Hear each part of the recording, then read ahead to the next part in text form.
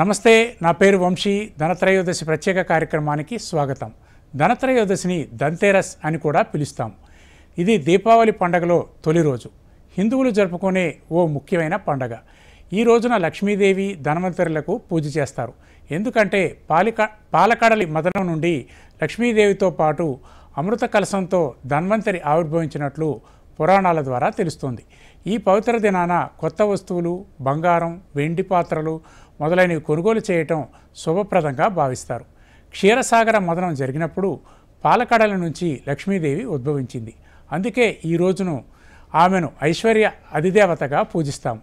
లక్ష్మీదేవి జన్మించిన ఈ రోజున మహాలక్ష్మిని పూజించడంతో పాటు లక్ష్మీప్రదమైన వస్తువులను కూడా మనం కొనుగోలు చేయాలి. కొత్త వస్తువులను కొనుగోలు చేయడం అంటే బంగారం, వెండి, ఇత్తడి పాత్రలు, ఎలక్ట్రానిక్ వస్తువులతో పాటు ఇతర కొత్త వస్తువులు కూడా కొనుగోలు చేయడం ఈ పండుగలోని ముఖ్యమైన సాంప్రదాయం. ఇలా కొనుగోలు చేయటం వల్ల ఏడాదంతా శుభం జరుగుతుందని మన నమ్మకం. వాస్తవానికి దీపావళి 5 రోజుల పండగ. ధనత్రయోదశితో పాటు ఈ దీపావళి వేడుక ప్రారంభమవుతుంది. ఈ రోజున లక్ష్మీదేవి, ధన్వంతరి మరియు కుబేరుడికి ప్రత్యేకమైన పూజలు చేస్తారు. ఈ సంవత్సరం ధనత్రయోదశి సందర్భంగా కొన్ని ప్రత్యేక శుభయోగాలు ఉన్నాయి. జ్యోతిషపరంగా వచ్చే త్రిపుష్కర యోగం, హంస మహాపురుష యోగం, ఇంద్రని యోగం అనే యోగాలు కూడా ఉన్నాయి. ఇవి ధనత్రయోదశి రోజుతో కలవడం వల్ల కొన్ని రాసుల వారికి పట్టిందల్లా బంగారం అయ్యే సూచనలు కనిపిస్తున్నాయి. వారు పెట్టుబడులు పెట్టేందుకు, వ్యాపారాలను వృద్ధి చేసుకునేందుకు ఎంతో అనుకూలమైంది. లక్ష్మీప్రదమైన కాలం కావడంతో ఇది అందరికీ మేలు చేస్తుంది. ఈ రోజును సద్వినియోగం చేసుకుంటే జీవితంలో అత్యున్నతమైన ఫలితాలు వస్తాయి.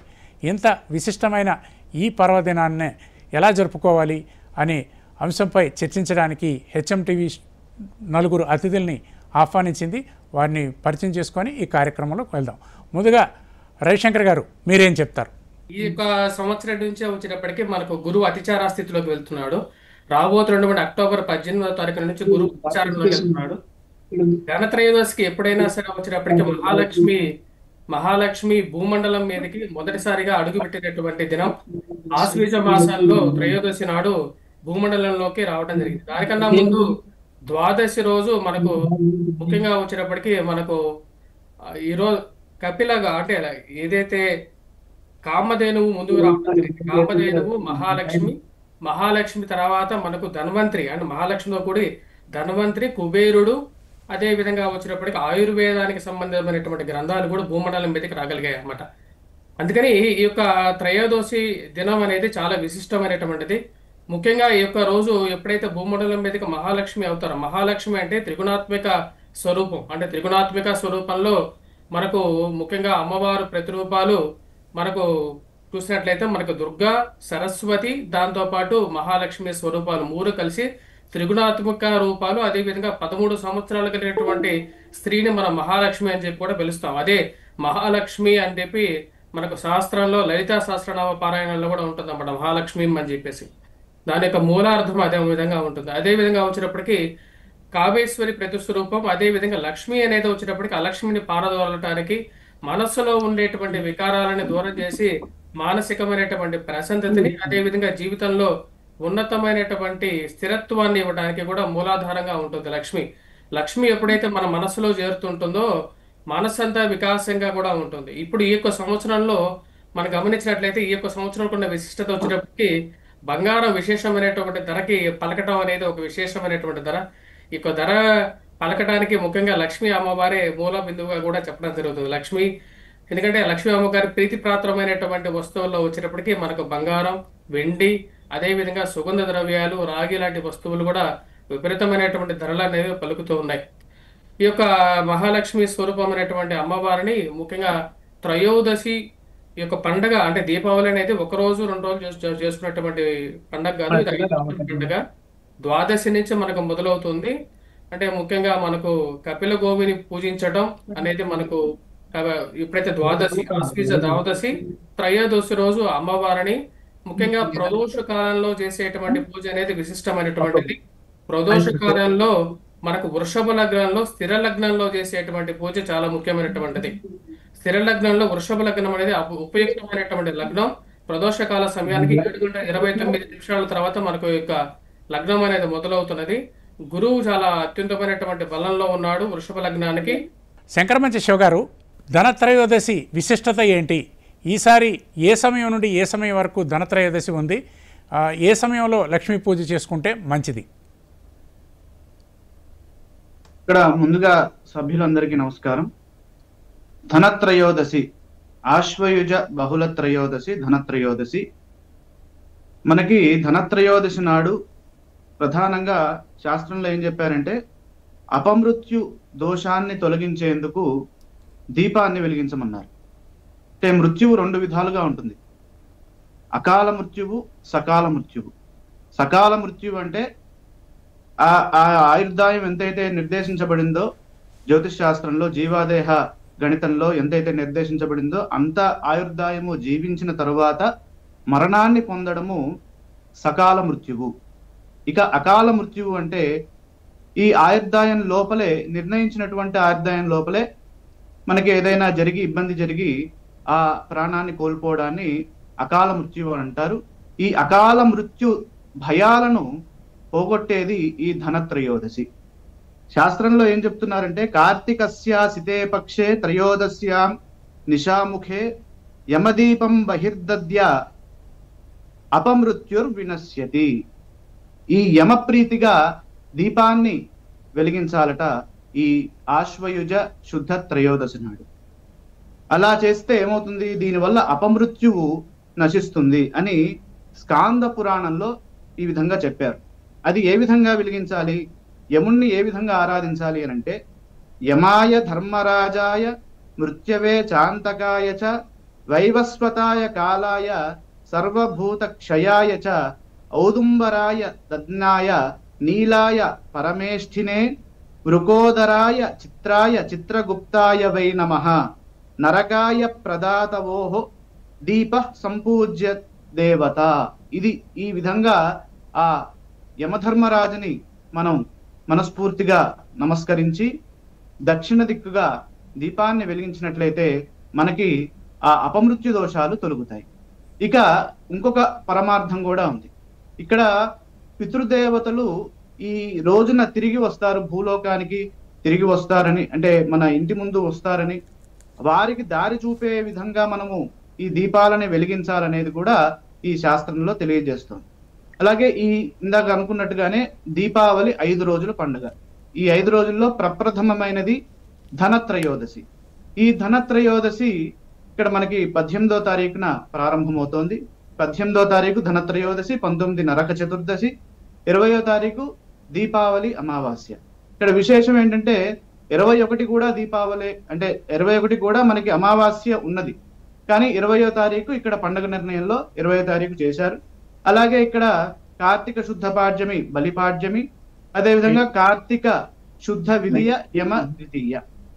ఈ 5 రోజుల పెద్ద పండుగని దీపావళి పర్వంగా మనం జరుపుకుంటారు. ఈ దీపావళి ఎప్పుడు జరుపుకోవాలి, ఈ యమత్రయోదశి, ఈ ధనత్రయోదశి ఎప్పుడు జరుపుకోవాలి అంటే 18వ తారీఖు.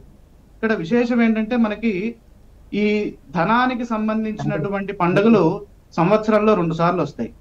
ఒకటేమో అక్షయ తృతీయ, అంటే వైశాఖ మాసంలో వచ్చేటటువంటి శుద్ధ తదియ నాడు. అలాగే దక్షిణాయనంలో ఆశ్వయుజ మాసంలో బహుళ త్రయోదశి నాడు ధనత్రయోదశిగా ఇక్కడ మనకి కనబడుతుంది. అక్కడ మనం చూసినట్లయితే అక్షయ తది నాడు మనకి సూర్యుడు, అలాగే శుక్రుడు, అలాగే చంద్రుడు, ఈ 3 గ్రహాలు ఉచ్చరాశుల్లో ఉంటాయి. అంటే సూర్యుడు మేషరాశిలో, అదేవిధంగా శుక్రుడు మీనరాశిలో, అలాగే చంద్రుడు వృషభ రాశిలో ఉంటారు. ఇక్కడ ఆశ్వయుజ బహుళ త్రయోదశి నాడు చూసినట్లయితే ఇక్కడ మనకి ఏం కనబడుతోంది, సూర్యుడు తులా సంక్రమణాన్ని చేశారు, అంటే నీచ రాశిలోకి ప్రవేశించారు. అదేవిధంగా శుక్రుడు కూడా కన్యా రాశిలో ఉన్నారు. కన్యా రాశిలో ఉండడం వల్ల ఆయన కూడా నీచత్వాన్ని పొంది ఉన్నారు. అదేవిధంగా దీపావళి, అమావాస్య, పాడ్యమి ఈ సందర్భాల్లో ఈ చంద్రుడు కూడా మనకి వృశ్చిక రాశిలోకి వస్తారు. అంటే ఈ 3 గ్రహాలు ఇక్కడ నీచ రాశుల్లో ఉంటాయి, అక్కడేమో ఉచ్చ రాశుల్లో ఉంటాయి. ఆ విషయాన్ని మనం గమనించాలి, అది చాలా గొప్ప విశేషం. అదేవిధంగా ఇక్కడ మనం చూసినట్లయితే ఈ ధనత్రయోదశి పూజ ఎప్పుడు చేసుకోవాలి అంటే, ఇది ప్రధానంగా ఉత్తరాదిలో దీని యొక్క ప్రాశస్త్యం అత్యధికంగా కనబడుతుంది. ఉత్తరాదిలో ధనత్రయోదశి అంటే ఇక్కడ మనకి ధన్వంతరి త్రయోదశిగా వారు చెప్తూ ఉంటారు. అంటే ఆయుర్వేద దేవత ఈ రోజే ఉద్భవించింది. అదేవిధంగా లక్ష్మీ అమ్మవారితో పాటు కుబేర స్వామి కూడా ఈ రోజే ఉద్భవించారు అనేది శాస్త్రాలు తెలియజేస్తున్నాయి. ఇక్కడ మనం చూసినట్లయితే శాస్త్రం ఏం తెలియజేస్తోంది, ఇక్కడ ధన్వంతరి జయంతి ప్రమాణాన్ని గనక చూసినట్లయితే కార్తికే కృష్ణపక్షే త్రయోదశ్యాం గురోర్దినే హస్తా నక్షత్ర సంయుక్తే యామే ప్రాథవికే నిశి ధన్వంతరాఖ్య యాచాహం ధనం గుప్త మివోదద్వే అవితోర్నోయ తస్తస్మాత్ స్తత్తిథి సర్వకామద ధనత్రయోదశి చేతి భూమౌ ప్రఖ్యాతి మేష్యతి. ఇది ధన్వంతరి అనేటటువంటి దేవత ఈ ఆశ్వయుజ మాసంలో, అంటే అక్కడ కార్తీక మాసం అని వ్యవహరింపబడుతూ ఉంటుంది. కారణం ఏంటంటే ఉత్తరాదిలో పూర్ణిమ నుండి పూర్ణిమ మధ్యలో మాసం ఉంటుంది కాబట్టి, దక్షిణాదిలో అమావాస్య నుండి అమావాస్య మధ్యలో మాసం ఉంటుంది.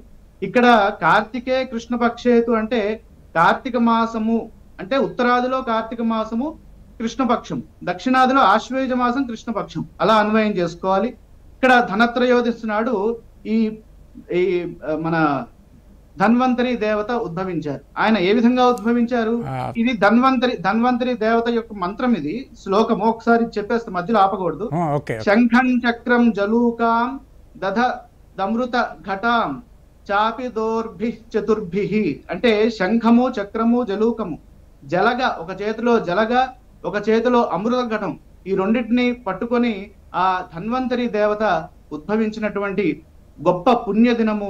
ఈ రోజు ప్రతి ఒక్కరూ ఆ స్వామివారిని ఆరాధన చేసినట్లయితే ప్రతి ఒక్కరికి ఆయురారోగ్యాలు సిద్ధిస్తాయి. శాస్త్రంలో ఏం చెప్తారంటే యమదంష్ట్రలు అని అంటారు.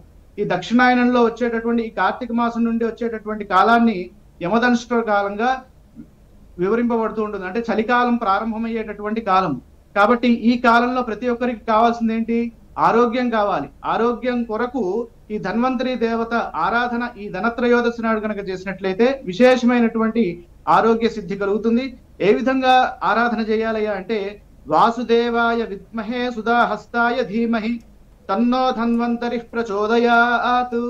ఈ ధన్వంతరి గాయత్రి మంత్రంతో గనక ప్రతి ఒక్కరూ ధన్వంతరి స్వామి వారిని ఆరాధన చేసినట్లయితే చాలా చక్కటి శుభ ఫలితాలు సిద్ధిస్తాయి.